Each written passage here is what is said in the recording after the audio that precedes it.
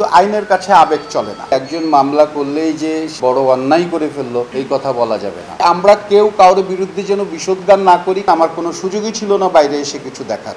Court যদি কোনো সিদ্ধান্ত দেয় সেই সিদ্ধান্ত আমাদের সবাইকে মেনে নিতে হবে। আইনি সুযোগ না নিয়ে আমরা নিজেরা কেন আইন হাতে তুলে নিব?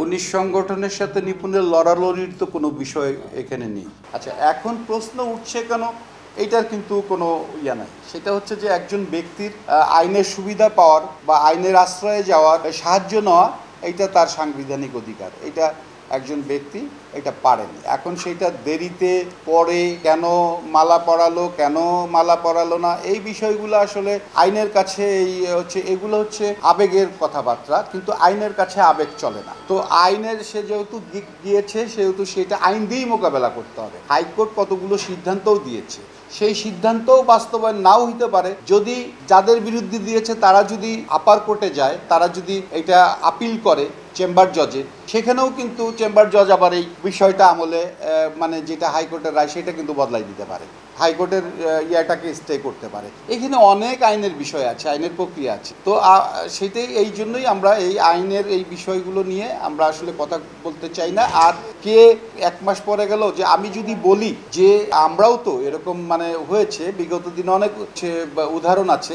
8 বছর পর প্রযোজক সমিতি নির্বাচন হওয়ার পরে জায়েদ খান 14 মাস পরে যেই নির্বাচনটা হচ্ছে যে বাণিজ্য মন্ত্রণালয়ের একজন অতিরিক্ত সচিব, যুগ্ম সচিব সহ 7 জন উপসচিব যে নির্বাচনটা করে নির্বাচিত কমিটির কাছে দায়িত্ব দিয়ে গেছিল, তার 14 মাস পরে জায়েদ খান মামলা করে সেই কমিটি বাতিল করেছে। তো সেইটাই হচ্ছে বিষয়, যে এইটা তো হচ্ছে 30 দিন 29 দিন বলছেন আপনারা, 14 মাস পরেও কিন্তু 14 মাস ক্ষমতায় থাকার পরেও কিন্তু এইখানকার কমিটি বাতিল হয়েছে। সো এইটা কোনো ব্যাপার না। আইনের কাছে আইন কোনটাকে অ্যাকসেপ্ট করবে কোনটাকে করবে না সেটা সম্পূর্ণ আইনের ব্যাপার। এইটাকে আমি অন্যভাবে দেখি না। কারণ হচ্ছে যে কেউ তার সরলতার থেকে বলতে পারে, বা কেউ মানে তার সততার থেকেও জিজ্ঞেস করতে পারে, বা বিশ্বাসের থেকে জিজ্ঞেস করতে পারে যে আমার অবস্থাটাকে আমি নির্বাচন করছি। তো একটা সময় যখন আমরা দেখেছি যে তাদের নির্বাচনের কে বেশি পাচ্ছে, কে কম পাচ্ছে, কে হচ্ছে, কার রেজাল্ট কী, এগুলো আমরা এটা একেবারেই পার্সোনাল পর্যায়ে বলতে পারি। এইটা আমি দোষের কিছু দেখি না। আর এইটা নিয়ে অভিযোগ করেছে সেগুলো তো আদালতেই করেছে, এগুলো আদালতেই বিচার হবে বা আদালতেই এগুলো প্রমাণ হবে। 19 সংগঠন আমরা যে বসেছি আজকে নবনির্বাচিত কমিটি, এইটা কিন্তু এই যে এই ডিপজল সাহেবের এই মামলার নিষেধাজ্ঞা আসার আগের চিঠি দিয়েছিল, এটা এই নিষেধাজ্ঞার আগের চিঠি তারা 19 সংগঠনকে দিয়েছিল। 19 সংগঠনের সাথে তারা মত বিনিময় করবে। তো মত বিনিময় করার জন্যই আজকে হচ্ছে যে মিটিং হয়েছিল, আমরা মত বিনিময় করেছি। আমরা হচ্ছে যে শিল্পী সমিতি, যেহেতু নবনির্বাচিত কমিটি, শিল্পী সমিতির সাথে 18 সংগঠন, আমরা যেহেতু 19 সংগঠনের অংশ একটা শিল্পী সমিতি, আমরা সব সমিতি মিলে আমরা হচ্ছে যে আমাদের ইন্ডাস্ট্রিকে কিভাবে এগিয়ে নিয়ে যেতে পারি, একসাথে কাজ করা, আমাদের সমস্যাগুলো একসাথে কিভাবে সম্পাদন করতে পারি বা শেষ করতে পারি বা কীভাবে কাজ করতে পারি, সেগুলো নিয়ে আলোচনা হয়েছে বেসিক্যালি। একজন মামলা করলেই যে সেইটা হচ্ছে যে সে অনেক বড় অন্যায় করে ফেললো এই কথা বলা যাবে না। মামলা করার, তার বললাম তো যে তার সাংবিধানিক অধিকার আছে, সে মামলা করতেই পারে। আপনারা বলতে পারেন যে এই যে বিষোদ্গার, হ্যাঁ বিষোদ্গারটা এইটা হচ্ছে যে এই জায়গাটাতে হচ্ছে যে বলা উচিত, সেই জায়গাটাতে কন্ট্রোল থাকা উচিত, সেই জায়গাটাতে যে আমরা কেউ কারোর বিরুদ্ধে যেন বিষোদ্গার না করি। কারণ এই বিষোদ্গার হচ্ছে যে কেউই ভালো চোখে দেখে না। এখন বিষোদ্গার একজন করেছে, আর একজন আবার তার প্রতিবাদ করেছে, তার উল্টা বিষোদ্গার করেছে। তো আমরা আজকে সেই বিষয়গুলো কিছুটা আলোচনা হয়েছে, সেইটাতে আমরা বলেছি যে আমরা 19 সংগঠন থেকে উভয় পক্ষকেই আমরা বলবো যেন তারা কেউ কারোর বিরুদ্ধে বিষোদ্গার না করেন। মামলার ফলাফল যা হবে সবাই যেন আমরা মেনে নেওয়ার মানসিকতা আমাদের থাকে এবং মেনে নেই, সেইটাই আমরা হচ্ছে যে আজকে আলোচনায় এনেছি যে আমরা কেউ কারোর বিরুদ্ধে বিষোদ্গার করব না, এবং যেটা আইন আদালত যেটা ফলাফল হবে আমরা সেটাই মেনে নেব। আমি তো হচ্ছে যে আমাদের কেন্দ্রে ছিলাম, তো কেন্দ্রের বাইরে কী হচ্ছে ন্যাচারালি আমি কেন্দ্রের থেকে বের হতে পারিনি, কারণ এটা একদম একদম কনস্ট্যান্ট আমাকে থাকতে হয়েছে। কেন্দ্রের ভিতরে মদ খেয়ে ইয়ে হয়েছে সেইটা আমি দেখিনি। আমি দেখেছি উনি বলেছেন, কিন্তু সেটা বলেছেন যে কেন্দ্রের বাইরে, কেন্দ্রের ভিতরের কথা আমি শুনিনি বা তার কোনো ইয়ে আমি দেখিনি। কিন্তু যদি উনি এটা বলে থাকেন যে কেন্দ্রের ভিতরেও হয়েছে, তাহলে উনি সঠিক বলেননি, কারণ কেন্দ্রের ভিতরে ওখানে এরকমের কোনো ঘটনা ঘটেনি। কারণ তখন হচ্ছে যে সমস্ত নির্বাচন বডিটাই হচ্ছে ভোট কাউন্টিংয়ে ছিল, ওইটা নিয়েই ব্যস্ত ছিল, তাদের আর অন্য কোনো কিছু সুযোগ ছিল না। আমি সারাক্ষণই একদম ইনস্ট্যান্ট একদম কন্টিনিউয়াসলি আমি ওইখানে ছিলাম। বাইরে কী হয়েছে আমি জানি না, আমি ভিতরেই ছিলাম, বাইরে আমার দেখার সুযোগ হয়নি, কারণ সুযোগই ছিল না কেন্দ্র ছেড়ে। কারণ যেহেতু আমি প্রধান নির্বাচন কমিশন বা আমি নির্বাচন বোর্ডের চেয়ারম্যান, আমার কোনো সুযোগই ছিল না বাইরে এসে কিছু দেখার, আমাকে সবসময় ভিতরে থাকতে হয়েছে।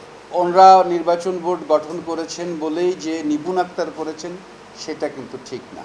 তখন যারা কার্যকরী কমিটি ছিল তারা মনে করেছেন যে আমাকে দিয়ে নির্বাচন বোর্ড গঠন করবেন, সেই হিসেবে নির্বাচন বোর্ড গঠন হয়েছে। নির্বাচন বোর্ড আমরা যে সময়ে নির্বাচন বোর্ড গঠন হবে, আর নির্বাচন বোর্ড যে তাদেরই জিতে দেওয়ার জন্য কাজ করবে বা তাদের ফেভারে কাজ করবে, এটাও ঠিক না। নির্বাচন বোর্ড একটা, এটা বলবো যে একটা যে নিরপেক্ষ একটা বডি, এটা সেইভাবেই নিরপেক্ষ নির্বাচন করেছে।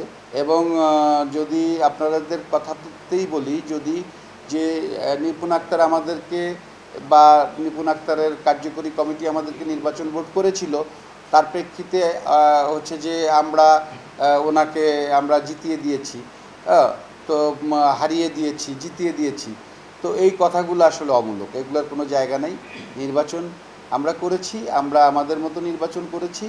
ওনার নির্বাচনের বিষয়ে যদি ওনার কাছে কোনো প্রমাণ থাকে, তাহলে সে এই অভিযোগ করেছে কোর্টে, এবং নিশ্চয়ই কোর্ট যেহেতু মামলাটা অ্যাকসেপ্ট করেছে, তাহলে কিছু হয়তোবা কিছু পেতে পারে। তো সেই প্রবলেমগুলো যেগুলাতে অ্যাকসেপ্ট করে কোর্ট যেগুলোকে আদেশ দিয়েছে, সেগুলো আমরা আমাদেরকে যখন ডাকবে, আমাদের তদন্ত কমিটি হয়েছে, তখন আমরা তদন্ত কমিটির সামনে বলবো যে উনি কি হয়েছে, কি নির্বাচনের প্রক্রিয়া কী ছিল, নির্বাচনের হচ্ছে যে কতটুক আমরা করেছি, সেই বিষয়গুলো আমরা নির্বাচন কমিশনের সামনেই বলবো। সাদিয়া মির্জা নামে একজন প্রার্থী ডিপজল সাহেবের এগেনস্টে পেন ড্রাইভে ফুটেজ দিয়ে, ওনাদের বক্তব্যের একটা ফুটেজ দিয়ে আমাদেরকে অ্যাপ্লিকেশন করেছিল। আমরা সেই অ্যাপ্লিকেশন আমলে নিয়ে আমরা ডিপজল সাহেবকে কারণ দর্শানোর চিঠি দিয়েছিলাম।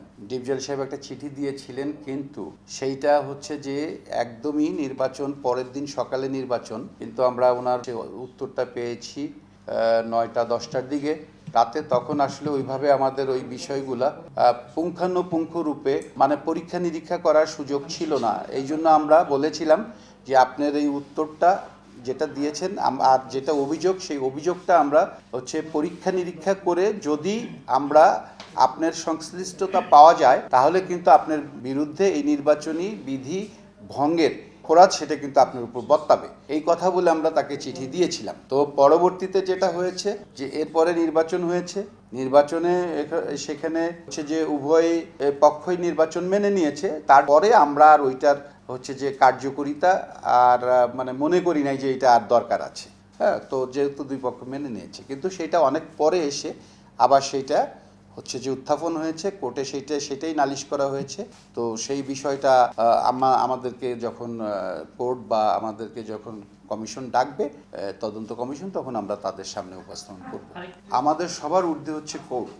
কোর্ট যদি কোনো সিদ্ধান্ত দেয়, সেই সিদ্ধান্ত আমাদের সবাইকে মেনে নিতে হবে। আমরা সেই সিদ্ধান্তের বাইরে যেতে পারবো না, এটা যাওয়াও ঠিক হবে না, কারণ তাহলে আমাদের অবমাননা হবে, কোর্ট অবমাননা হবে, আমরা এটা যেতে পারি না। কোর্টের সিদ্ধান্তই, কোর্ট হচ্ছে একটা জায়গা জাস্টিস পাওয়ার, সেইটা সবারই অধিকার আছে জাস্টিস পাওয়ার। তো সেই জায়গায় কোর্ট যে জাজমেন্ট দিবে, সেই জাজমেন্টের বাইরে আমরা কেউ যেতে পারবো না। এবং কোর্ট একটা জাজমেন্ট দিল, আর সেই জাজমেন্টের বিরুদ্ধে আমাদের এই যে সংগঠন বলেন বলেন, কাউরই যাওয়ার কোনো অধিকার নেই। এটা কাউরে একটা অ্যাবসলিউটলি কাউরেই এই কোর্টের বিরুদ্ধে যাওয়ার কোনো সুযোগ নেই। যেখানে সুযোগ আছে সেইটা হচ্ছে যে সেইটা আপিল করা, উচ্চ আদালতে যাওয়া, সেইটা সুযোগ আছে। উচ্চ কোর্ট একের পর এক আছে। আজকে হাইকোর্ট যদি একটা আদেশ দেয়, চেম্বার জজে যাওয়ার সুযোগ আছে। চেম্বার জজে যদি ওই আদেশ না মানে, আমরা যদি সেটা পছন্দ নয়, অ্যাপিলেট ডিভিশনে যাওয়ার এখতিয়ার আছে, সুযোগ আছে। অ্যাপিলেট ডিভিশনের যদি আমরা হচ্ছে না মানি, তাহলে রিভিউ করার মানে সুযোগ আছে। অনেক সুযোগ আছে। তা আমরা এই সুযোগগুলো আইনি সুযোগ না নিয়ে আমরা নিজেরা কেন আইন হাতে তুলে নিব? অবশ্যই না, আমরা নিজেরা কেউ কখনোই আইন হাতে তুলে নিব না। নির্বাচনে যে রেজাল্ট হবে আমরা সেই রেজাল্ট সবাই মেনে নিব। ১৯ সংগঠনের সাথে নিপুণের লড়ালড়ির তো কোনো বিষয় এখানে নেই, এটা হচ্ছে প্রথম কথা। আর হচ্ছে যে আমরা শোনা কথায় কেন কান দিব? আমরা তো কখনোই এই শক্তি দেখানো, শক্তি প্রদর্শন আমরা তো কখনো ফেস করি নাই, তাহলে আমরা কেন শোনা কথায় কান দিব? এইটা একটা, আমি মনে করি যে এইটা একটা পাল্টাপাল্টির একটা বক্তব্য। এই বক্তব্য একটা অমূলক বক্তব্য, এই বক্তব্য আমরা আমলে নেইনি।